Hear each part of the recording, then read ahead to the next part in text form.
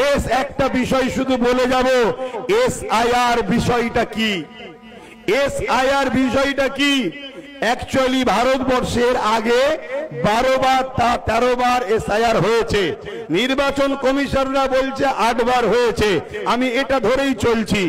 SIR দেশের জন্য হওয়া ভালো, কিন্তু বর্তমান যে এসআইআর হচ্ছে, এই এসআইআরটা হলো রাজনীতির এসআইআর।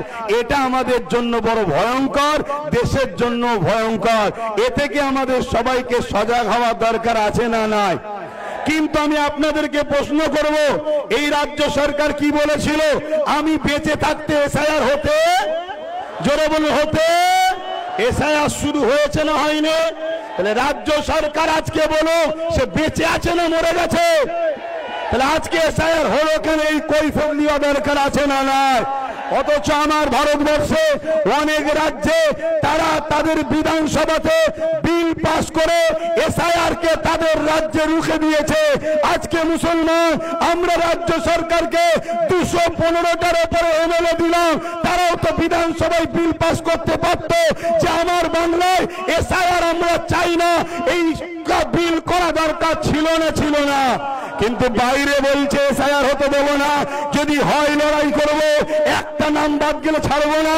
উপরন্তু 221 কোটি টাকা এসআইআর যাতে হয় রাজ্য সরকার খরচ করছে। এই আমি যে কথাগুলো বলছি রেকর্ড হচ্ছে না হয়নি? অতএব হুচুকে বাঙালির মতো লাপালে হবে না।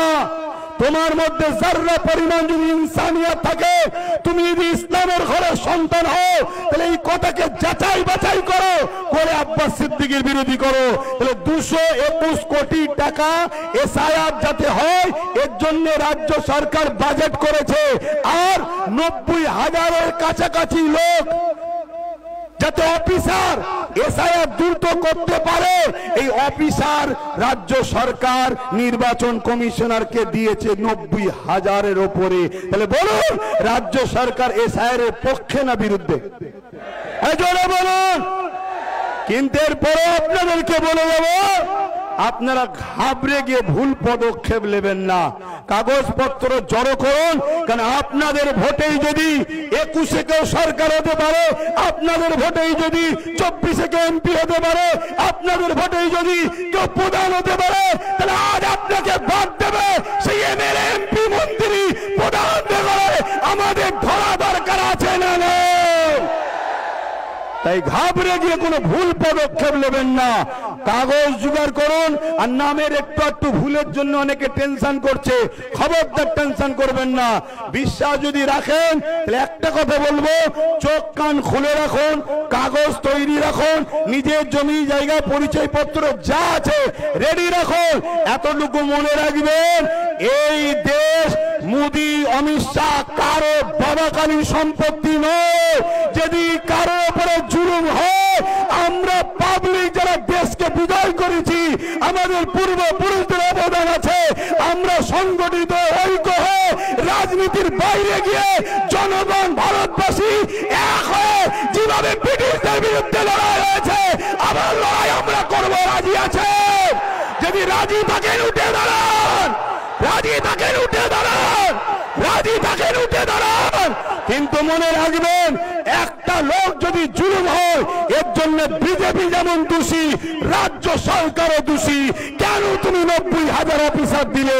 কেন তুমি 221 কোটি টাকা এসআইআর এর জন্য খরচ করছো? তাই বিজেপিও দোষী, রাজ্য সরকারও দোষী। আমার এই কথাতে কারা একমত? একটু হাত তুলে সাক্ষী দেবেন। একমত আপনারা? একমত আপনারা? একমত আপনারা? তাহলে কতবার আন্দোলন করবেন? আন্দোলনের পাশাপাশি নিজেদের বাচ্চার ভবিষ্যতের জন্য মজবুত খুঁটি তৈরি করা দরকার আছে না নাই? রাস্তা দিয়ে যাচ্ছেন, একটা কথা শুনে যান, রাস্তা দিয়ে যাচ্ছেন, কুকুর ঘেউ ঘেউ করছে, শুনছেন তো? যদি হাতে একটা লাঠি থাকে, ঘেউ ঘেউ করবে?